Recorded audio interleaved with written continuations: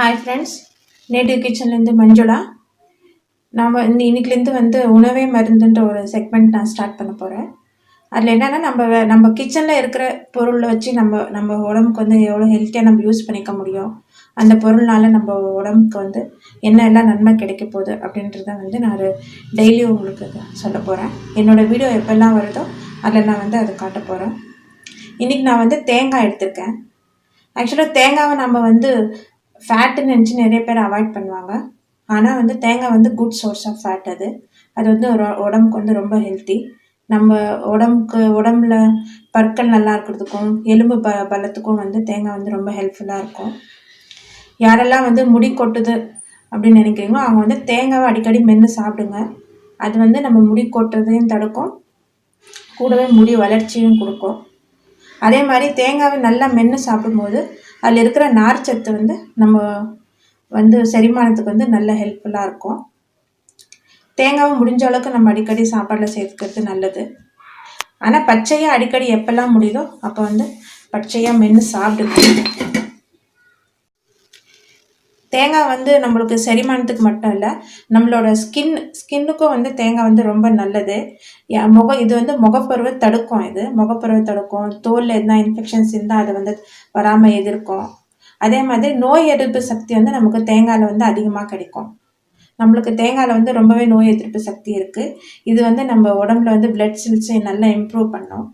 அதனால முடிஞ்ச அளவுக்கு தேங்காவை பச்சையாக அடிக்கடி மென்று சாப்பிடுங்க. இது ரொம்பவே நல்லது உடம்புக்கு.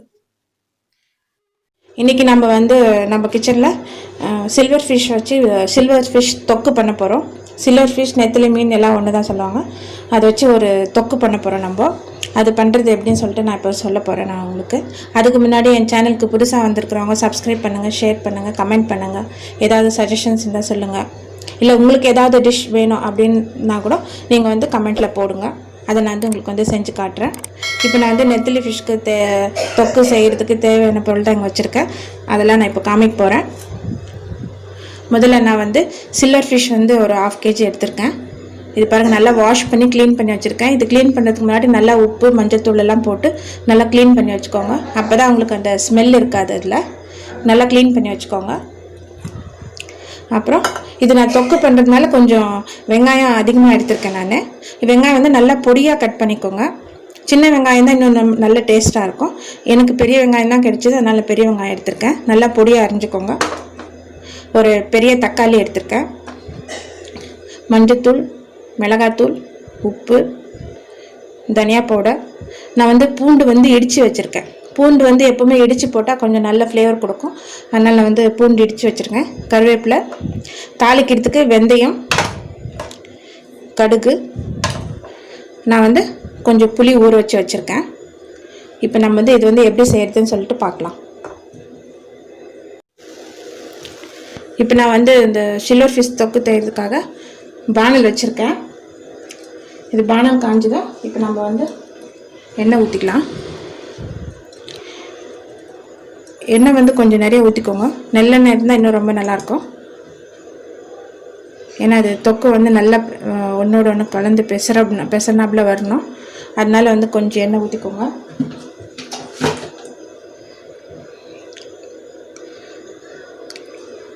இப்போ இந்த எண்ணெய் காயட்டும். இந்த தொக்கு சாதத்துக்கு பிசைஞ்சு சாப்பிட்றதுக்கு ரொம்ப நல்லாயிருக்கும். இதை ட்ரை பண்ணி பாருங்கள் எல்லோரும்.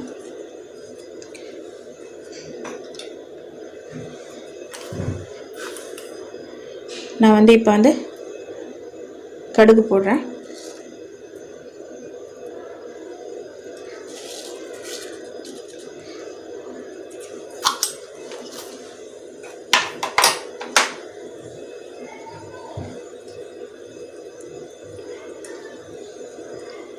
கடுகு இப்போ வெடிச்சிட்ருக்கு. நான் வெந்தயம் போடுறேன்.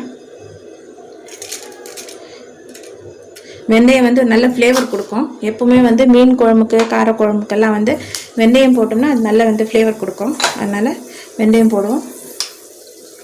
அது நல்லா வெடிக்கட்டும் எல்லாமே.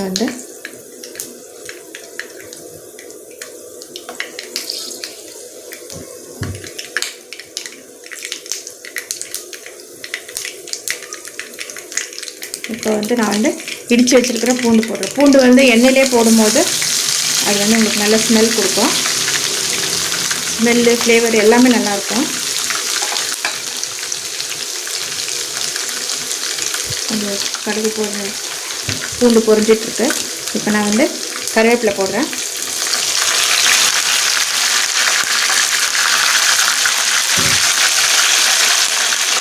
இப்போ நான் வந்து வெங்காயம் போடுறேன்.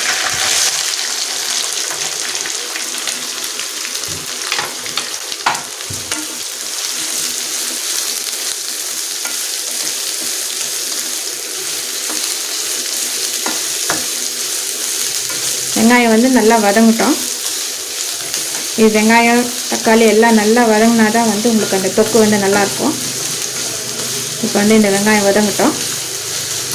வெங்காயம் வந்து பாதி வதங்கினதுக்கப்புறம் நம்ம வந்து தக்காளி போட்டுக்கலாம்.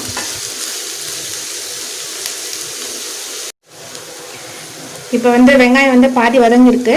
இப்போ நான் வந்து தக்காளி சேர்த்துக்கிறேன். தக்காளி நல்லா பொடியாக அரிஞ்சிக்கோங்க.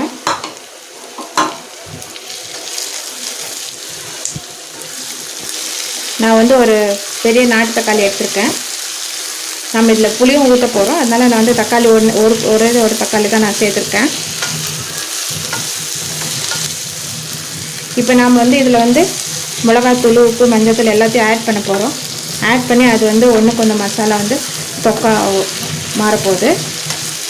ஆனால் நம்ம வந்து இப்போ வந்து எல்லாத்தையும் சேர்க்க போகிறோம்.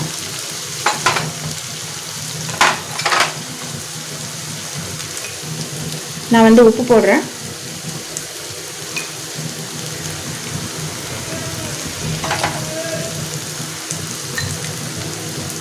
இது வந்து வெறும் மிளகாத்தூள்.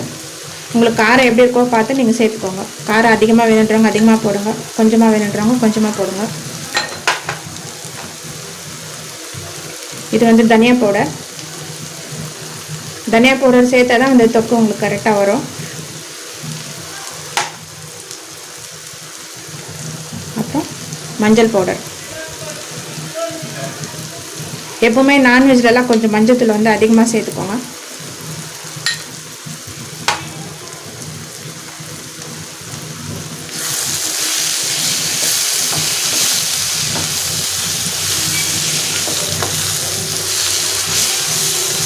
எல்லாத்தையும் நல்லா கலந்து விடு. ஒரு மீடியம் ஃப்ளேமில் வச்சு விடுங்க. ஃப்ளேம் வந்து மீடியமில் வச்சு விட்டுட்டு இதெல்லாம் வந்து நல்லா ஒன்றா பெசற அளவுக்கு நீங்கள் வந்து அடிக்கடி நடுவில் கலரி விட்டுக்கிட்டே இருங்க. இது வந்து எல்லாமே ஒன்றா கலந்து ஒரு தொக்காகணும். நம்ம வெங்காயம் பொடியாக அரைஞ்சிக்கிறதுனால அது நல்லா மேஷ் ஆகணும். அது நம்ம இந்த வதங்குறதுலேயே வந்து மேஷ் ஆகி அது தொக்காகணும். அந்த அளவுக்கு ஒரு தொக்கு. இது வந்து நீங்கள் இப்போ கொஞ்சம் மீடியம் ஃப்ளேமில் வச்சு விடுங்க. அது நல்லா மேஷ் ஆகி தொக்காகட்டும்.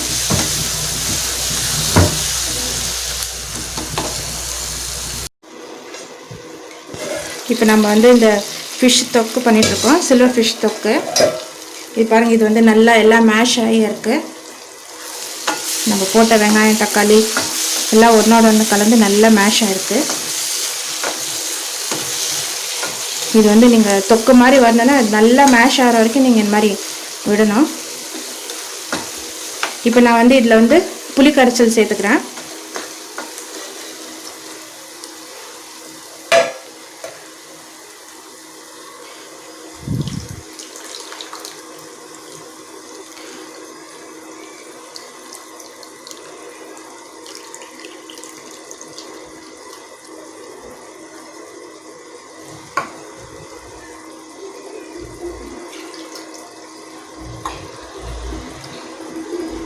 புளி கரைச்சல் வந்து சேர்த்ததுக்கப்புறம் வந்து நல்லா கொதிக்கணும். இது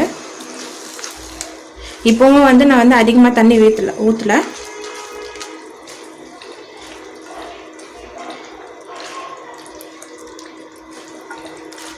இப்போ நம்ம புளி ஊற்றுனதுக்கப்புறம் வந்து இது வந்து நல்லா ஒரு கொதி வரணும். கொதி வந்ததுக்கப்புறம் நம்ம வந்து அந்த ஃபிஷ்ஷை வந்து போடணும். ஏன்னா வந்து புளி நல்லா கொதிச்சாதான் அந்த புளியில் இருக்கிற பச்சை வாசனைலாம் போகும்.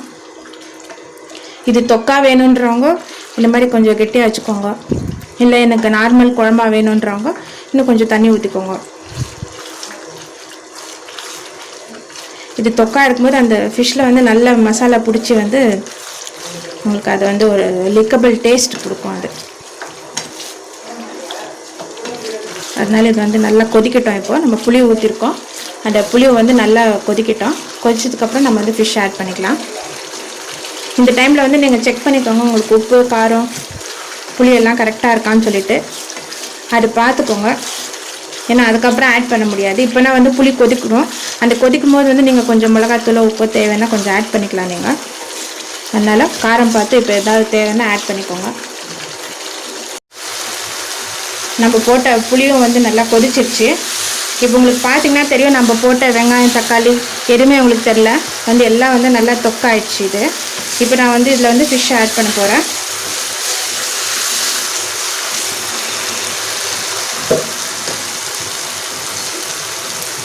இப்போ நான் வந்து இந்த ஃபிஷ் ஆட் பண்ணிக்கிறேன்.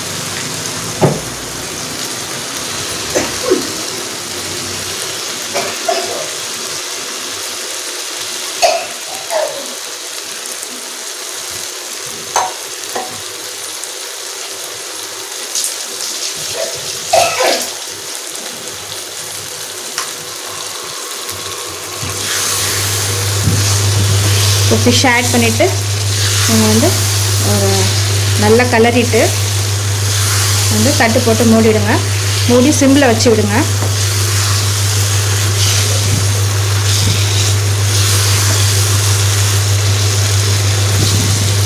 இது என்னென்னா இந்த ஃபிஷ்ஷுக்கு வந்து இந்த மாதிரி நீங்கள் தொக்கு மாதிரி வந்து செய்யும் போது வந்து ஃபிஷ்ஷில் வந்து நல்ல மசாலா ஏறி இருக்கும்.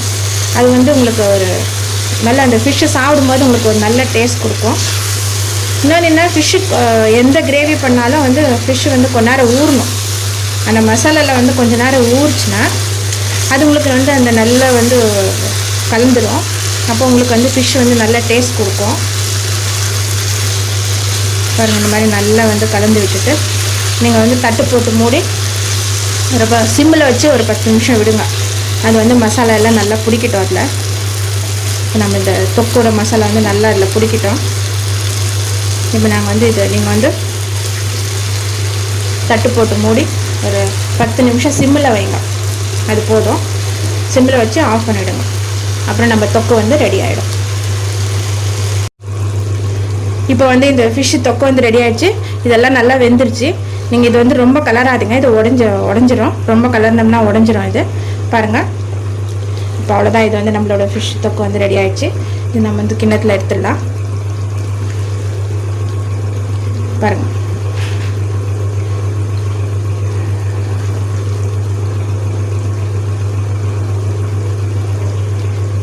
இந்த ரெசிபி உங்களுக்கு பிடிச்சிருந்ததுன்னா கமெண்ட் பண்ணுங்கள், ஷேர் பண்ணுங்கள், சப்ஸ்கிரைப் பண்ணுங்கள். இது வந்து கண்டிப்பாக செஞ்சு பார்த்துட்டு எப்படி இருக்குன்னு சொல்லிட்டு கமெண்ட் பண்ணுங்கள்.